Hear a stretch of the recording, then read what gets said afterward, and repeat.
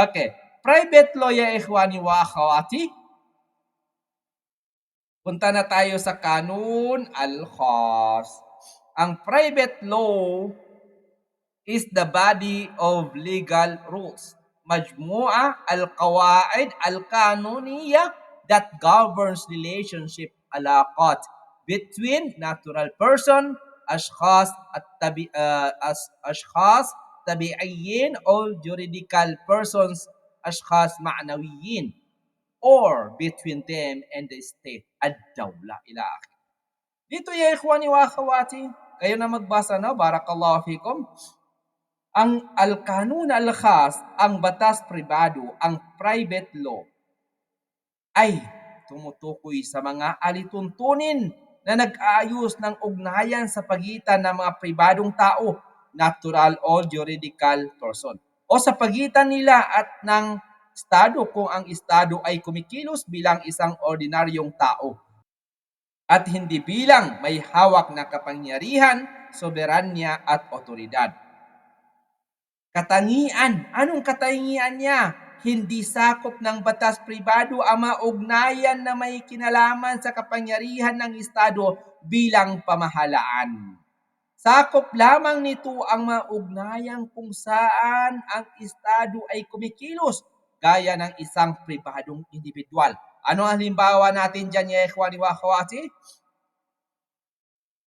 Kung ang Estado ay bumibili o nagbibenta ng lupa, pumapasok ito sa larangan ng batas pribado, private law, al-kanun al-khas, kapag ang Estado ay nagrerenta ng gusali para sa paggamit bilang paaralan. Ito ay aksyon na pasok din sa batas pribado, private law, sapagkat ito ay transaksyon gaya ng ginagawa ng mga pribadong individual. Pagkakapantay po. Pangatlo, pagkakapantay ng Estado at pribado. Kapag ang Estado ay kumikilos bilang isang ordinaryong tao, pantay ang katayuang legal nito sa mga mamamayan. So, walang special na upper hand. Walang special na upper hand. Ang Estado parehong batas ang sumasakop sa kanila, batas pribado, private law, al-kanun, al-khas. Anong halimbawa niyan? Kung may kasunduan sa kontrata sa pagitan ng Estado bilang may-ari ng isang ari-arian at ng isang pribadong kumpanya, parehong batas sibil ang magpapasya kung may paglabag at ito ay dinidinig sa regular na korte. Ano ang application natin dyan? Mga kontrata. Pagbili, bentahan, renta, marami pang iba. Punta tayo sa obligasyon, utang, bayarin, serbisyo, yan po. Marami pang iba. Punta naman tayo sa ari-arian. Lahat tayo siguro may ari-arian, no? Okay. Sa mga ari-arian, paglipat ng pagmamay-ari, paggamit o pamahala ng mga pag-aari. Bimana ya ikhwani wa akhawati, al-khulasatul kalam huna, ang batas pribado, al-kanun al-khas, private law, batas pribado ay tumatalakay sa mga relasyon pribado o estado bilang pribado.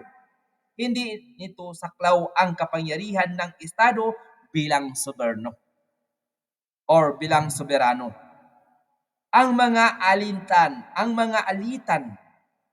alitan dito ay dinadala sa regular na korte. Sa Arabic, al-qada al-adi, regular courts, at parehong alituntunin ang umiiral para sa lahat ng partido. Kukunin natin inshallah kung maabot ng oras natin yung al-qada al-adi, yung regular courts dito.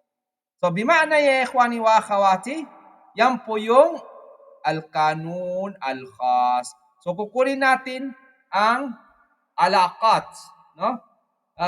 كما يحكم هذا القانون علاقات التي تنشأ بين الأشخاص القانون الخاص. Kunin natin alaqat. Okay, sana English niya. Dito. Al-Qanun al-Adi, nakuha na natin. Ito yung Al-Qanun al-Adi o Nidami. Kunin natin ang private law, Kanunul Khas. Ano yung Kanunul Alaqah, relationship sa ashkhas at tabiiyin, yung natural person, at sa ashkhas ma'nawiyin, yung juridical person. At saka asyarikat at tijariyah, commercial companies.